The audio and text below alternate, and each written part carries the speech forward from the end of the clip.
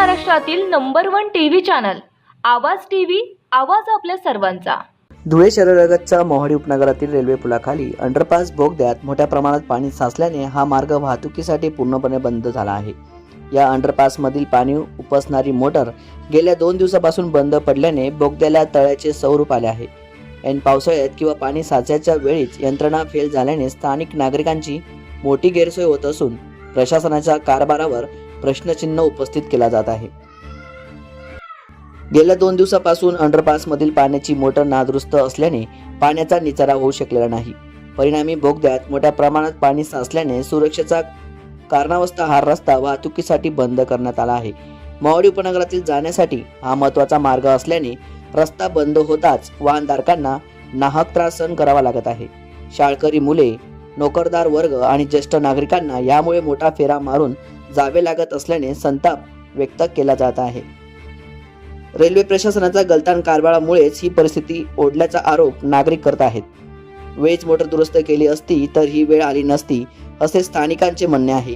त्यामुळे रेल्वे प्रशासनाने या समस्येची तातडीने दखल घ्यावी, नादुरुस्त पंप तात्काळ दुरुस्त करावा आणि अंडरपासमधील पाण्याचा उपसा करून रस्ता वाहतुकीसाठी लवकरात लवकर सुरळीत करावा अशी मागणी मोवाडीकरांनी रेल्वे प्रशासनाला केली आहे। मी स्वतः नितीन कुल्ले गावे व माझे मित्र अमोल शिंदे आम्ही आज धुळे रेल्वे स्टेशनला संतोष जाधव साहेबांना भेटलो।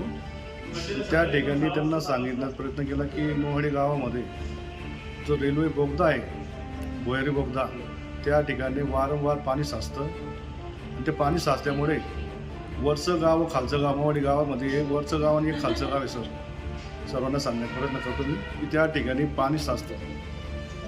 ते पाणी साचल्यामुळे रहदारी दोघांची रहदारी थांबून गेली आजच्या कंडिशनला। तिथं आज कमरेइतकं पाणी झालेलं आहे आणि त्या ठिकाणी रेल्वे प्रशासन कुठल्याही प्रकारचं नियोजन करत नाही आहे त्या ठिकाणी आणि त्याच्यामुळे स्थानिक नागरिकांचं, रहिवाशांना त्रास होत आहे आणि त्या ठिकाणी वारंवार पाणी साचल्यामुळे मोटरसायकली व कार यांच्या इंजिनामध्ये पाणी जातं आणि त्या ठिकाणी रेल्वे प्रशासन पूर्णपणे दुर्लक्ष करत आहे। म्हणून मला सर्वांना रेल्वे प्रशासनाला सांगू इच्छितो आणि निवेदन देण्याचा प्रयत्न करत आहे। मी निवेदन दिले पण आहे त्यांना की बाबा तुम्ही या ठिकाणी दुर्लक्ष करू नका आणि याच्यावर कायदे तोडगा काढा। आज निवेदन मी संतोष जाधव साहेबांना दिलं आहे आणि निवेदनाद्वारे आम्ही त्यांना सांगण्याचा प्रयत्न करतो की तुम्ही तात्काळ त्या ठिकाणी कारवाई करू, अन्यथा आम्ही जन आंदोलन करू। रोजच्या ताज्या घडामोडींसाठी आवाज टीव्हीला सबस्क्राईब करा आणि बेल आयकॉन प्रेस करा।